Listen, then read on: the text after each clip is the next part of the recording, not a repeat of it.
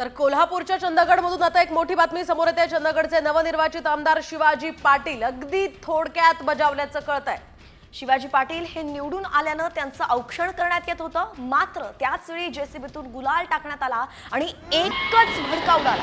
दरम्यान या आगीच्या भडक्यात आमदार शिवाजी पाटील तसंच काही महिला सुद्धा जखमी झाल्याची माहिती आहे। दृश्य आपण साम टीव्हीवरती पाहतोय। नेमकं घटना कशी घडली होती आपण पाहतोय। अतिशय गंभीर अशी ही संपूर्ण दृश्य आहेत की औक्षण करणं किती महागात पडलंय, विजय जो आहे तो साजरा करणं किती महागात पडलंय।